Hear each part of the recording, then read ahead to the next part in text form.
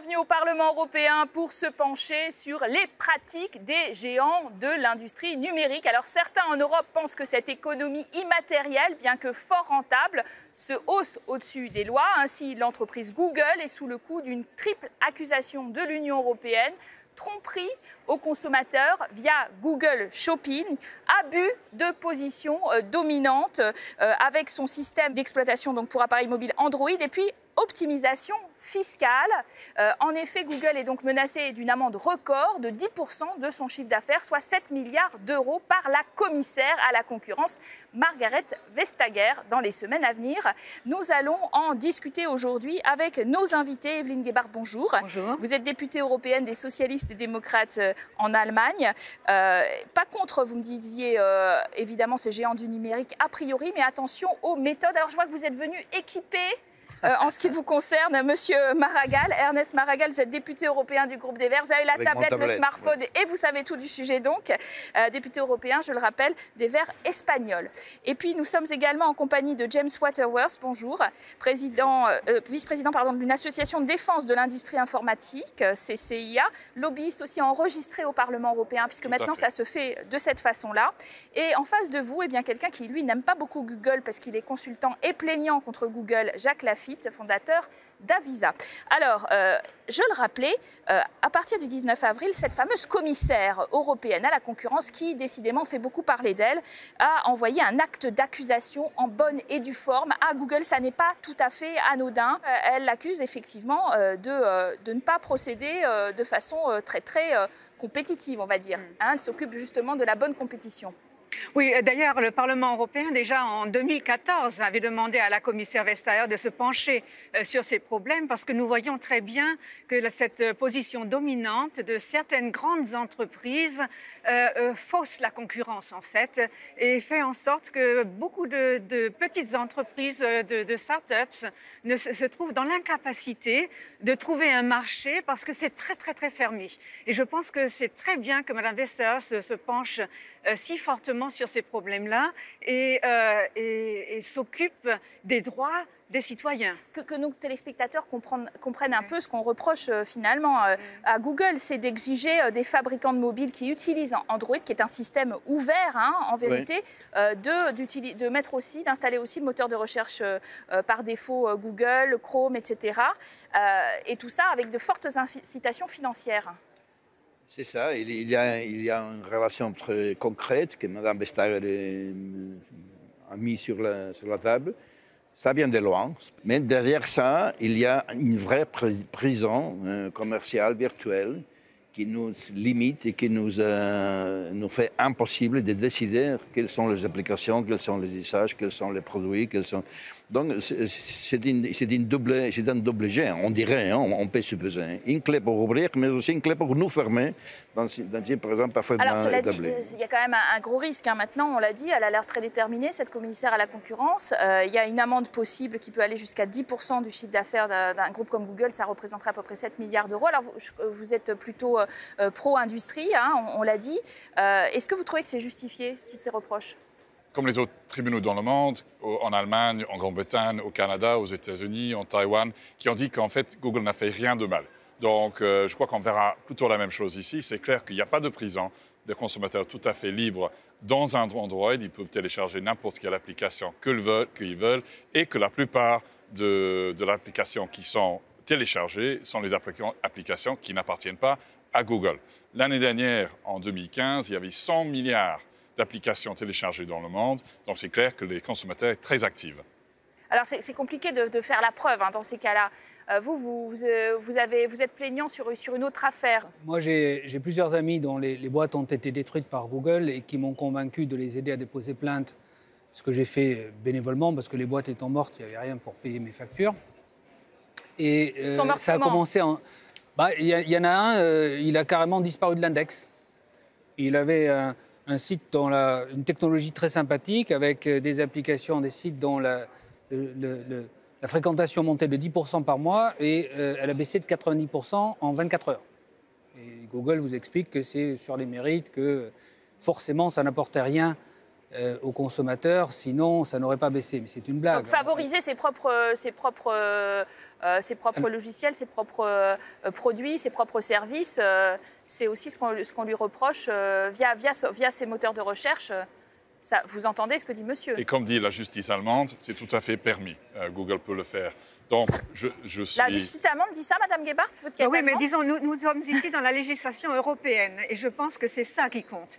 Et ce que nous devons faire est vérifier s'il y a une nécessité de changer les lois de manière à ce qu'il y ait quand même une fonction des moteurs de recherche qui ne facilite pas un certain service par rapport à d'autres services.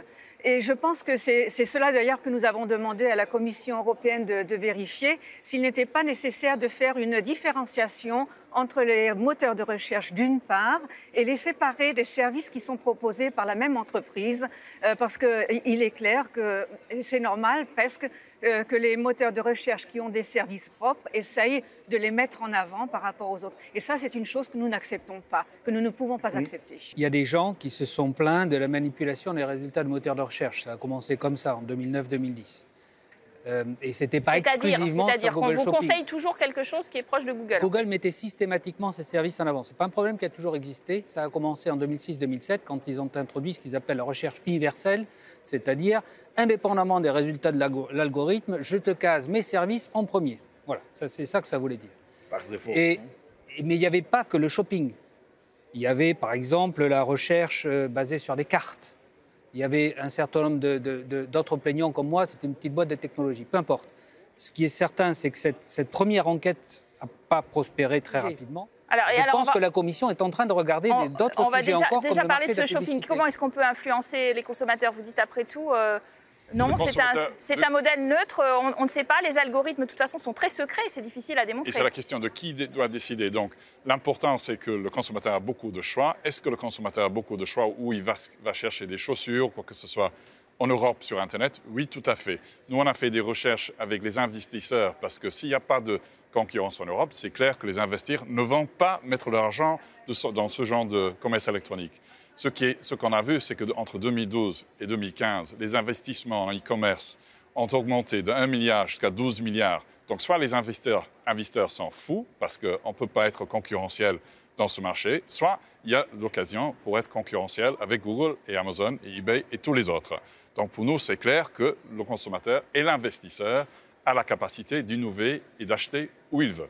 Donc vous pensez que vous allez finalement réussir à convaincre la Commission européenne de ne pas infliger d'amende? Ce n'est pas pour moi de convaincre, c'est pour la société qui est concernée par oui, qui doit répondre à des questions précises. Mais pour nous, c'est clair que dans ça, et vous avez parlé de beaucoup d'autres sociétés, il y a des gens qui disent de temps en temps c'est impossible d'être en concurrence avec eux. Ce n'est pas le cas. On voit que l'investissement est très sain en Europe. Il y a un boom d'investissement dans tout ce qui est électronique. Donc, il n'y a pas de problème là. Alors, parlons justement d'un autre chapitre qui est aussi important, puisque le 24 mai, il y a eu une perquisition en France chez Google. Une enquête pour fraude fiscale aggravée et blanchiment en bande organisée qui date de juin 2015. La France réclame 1,6 milliard d'euros de redressement fiscal à la société. Reportage. J'ai de la chance. Une petite phrase bien ironique pour Google. Une centaine de policiers et de fonctionnaires du fisc ont perquisitionné les locaux de la firme dans le cadre d'une enquête de fraude fiscale ouverte en juin 2015. Les enquêteurs soupçonnent encore une fois Google France de comptabiliser une part importante de ses ventes en Irlande, où les bénéfices des sociétés sont moins taxés que dans l'Hexagone. Mais le géant d'Internet se dit au-dessus de tout soupçon. Nous respectons la législation française et coopérons pleinement avec les autorités pour répondre à leurs questions. La filiale française de Google n'en est pas à ses premiers démêlés avec le fisc. Depuis 2 ans, il lui réclame des arriérés d'impôts, dont le montant s'élèverait à 1,6 milliard d'euros. En Europe, les pratiques d'optimisation fiscale de Google sont sous le feu des critiques. En janvier, l'annonce d'un accord avec le fisc britannique a mis le feu aux poudres. Google a payé 166 millions d'euros pour couvrir un différend fiscal de 10 ans. Un montant jugé dérisoire comparé à l'activité du géant américain. Alors, on rappelle que c'est un autre chapitre important, optimisation fiscale, dit Google, détournement des rentrées fiscales pour un gouvernement comme la France, qui se plaint beaucoup finalement de ne pas voir du tout la couleur de l'argent qui pourtant est engrangé en France. Moi, je parlerais d'évasion fiscale. Qu'il faut lutter, et il faut lutter contre. Ce n'est pas acceptable que des entreprises, et n'importe quelle entreprise, fassent des affaires dans un État et ne payent pas d'impôts. C'est impossible. D'ailleurs, Michel Sapin, qui est du même parti que vous, a dit on ne négocie pas le montant des impôts. Voilà. On ne les négocie pas, on a à les payer. On ne devrait pas. Chaque personne qui a un revenu paye ses impôts. Il n'y a pas de raison que les entreprises ne payent pas leurs impôts. C'est très important de faire en sorte... Il y a beaucoup d'accusations, non seulement contre, alors là contre Google, mais Amazon, Facebook, sur ces pratiques fiscales tendancieuses. Monsieur Waterworth, et vous allez ensuite... Et le sujet est tout à fait important et on va voir ce que la police fiscale française va dire sur Google. Mais ce qui est clair aussi, c'est que les États, soit en Europe, soit dans le monde, doivent se mettre en accord de quel est le système mondial d'impôts. Des fois, on imagine que ces acteurs de technologie payent moins. Ce n'est pas le cas. Selon les chiffres de la Commission européenne, en 2012, Google a payé 19% d'impôts dans le monde, tandis que le moyen européen est de 12% pour l'entreprise moyenne européenne. Vous trouvez qu'ils payent suffisamment d'impôts ? Je ne crois pas, non, sincèrement. Google a été convoqué ici au Parlement européen dans le cadre des taxes, de ce comité spécial sur l'évasion fiscale. Et ça a apparu clairement que Google, c'était un autre cas, plutôt évident, de ce qu'on appelle profit shifting, non? Changer les bénéfices de son origine réelle. Vers un autre pays. Vers un autre pays, oui. Et d'utiliser les techniques que la fiscalité américaine leur permet. Hein. Ils ont le permis de ne pas payer des impôts. D'ailleurs, le gouvernement américain, donc, soyons tout à fait honnêtes, met une pression maximale sur justement ces dossiers-là, celui-là et les autres d'ailleurs, sur la commission en général, en disant c'est des firmes américaines que vous visez en particulier dans toutes vos enquêtes. Je voudrais souligner qu'il y a responsabilité des États, hein, aussi de la France, aussi de l'Allemagne, aussi de l'Espagne, aussi. Parce qu'on permet ça. Hein. On pourrait dire qu'on stimule ce genre de pratiques. Les grandes entreprises, qu'est-ce qu'ils font? Le dumping fiscal existe en Europe, vous dites? Oui, bien sûr. Non? Il y a des paradis fiscaux chez nous aussi. Non? Les entreprises, ce qu'ils font, ils utilisent les possibilités que la régulation, les faiblesses de la régulation les offre. Votre voisin va vous dire, mais attendez, et alors en face d'eux, il y a des petites PME qui essayent de lancer en effet des applications, des choses comme ça, et qui, elles, sont taxées à des taux qui n'ont rien à voir. C'est clair. Et ça, c'est de la distorsion de concurrence. Mais on a un système. Il faut réformer le système fiscal mondial. Je crois que même les multinationales sont d'accord. Mais on a un nouveau système qui a été créé par l'OCDE, qui s'appelle le BEPS. Et maintenant, il s'agit simplement de le mettre en application. Alors, il y a la question de ce qu'on fait sur le présent et sur le passé, est-ce qu'on a le droit de les regarder avec des instruments de type aide d'État, etc., etc. En tant que citoyen, moi, je suis content que la Commission essaye, je le dis franchement. Mais le plus important, c'est évidemment l'avenir. Et ce qu'il faudrait, c'est accélérer considérablement la mise en place du nouvel ordre fiscal mondial. Ça, c'est la priorité absolue. Et d'ailleurs, les multinationales que vous représentez, James, sont d'accord. En tout cas, elles font semblant. Elles ne sont pas tout à fait d'accord pour payer 1,6 milliard d'impôts. Non, elles sont d'accord. Elles sont d'accord pour passer à un autre système. Oui, mais alors, il faut les prendre au mot, il faut le faire. Il y a un contentieux qui a duré 10 ans. Et le résultat, c'est que les Britanniques ont imposé une amende absolument rikiki, soyons honnêtes, 166 millions d'euros à Google pour couvrir ce différend de 10 ans de non-paiement d'impôts. Ce qui pourrait éclairer pour nous que le gouvernement, ce n'est pas des idiots qui travaillent à la fiscalité britannique, donc j'espère qu'ils ont bien fait le travail. Si ce n'est pas le bon montant, peut-être on va entendre des gens qui le disent, mais je ne crois pas que c'est des idiots, donc ils ont fait leurs estimations. Ils ne veulent peut-être pas que Google quitte la Grande-Bretagne où il y ait des mesures de rétorsion. Il y a l'emploi, il y a plusieurs choses en jeu tout de même. Oui, beaucoup de ces entreprises jouent sur ces arguments, disant mais si vous nous imposez encore plus, alors nous allons partir. Alors vous verrez partir les les jobs. Il n'y aura pas des investissements. Voilà, il n'y aura pas d'investissement et des choses comme ça. Ce qui n'est pas vrai d'ailleurs, parce qu'ils ont un grand intérêt à rester dans ces marchés. Et ils ne peuvent rester dans ces marchés que s'ils sont réellement là. Donc c'est un jeu que certaines de ces grandes entreprises jouent régulièrement et il ne faut pas se laisser prendre dans ce jeu et j'espère bien que nos gouvernements ne le feront pas. Alors justement, dernier tour de table précisément, alors vous croyez, vous, que l'Union européenne va engager contre Google et contre d'autres ces amendes records? On sait que la précédente commission était critiquée pour ne pas faire une politique de la concurrence suffisamment ferme. Qu'est-ce que vous attendez de celle-là? C'est le moment de la régulation démocratique, du contrôle et de la transparence, la clarté sur les jeux commerciaux, les jeux les positions de domination, etc.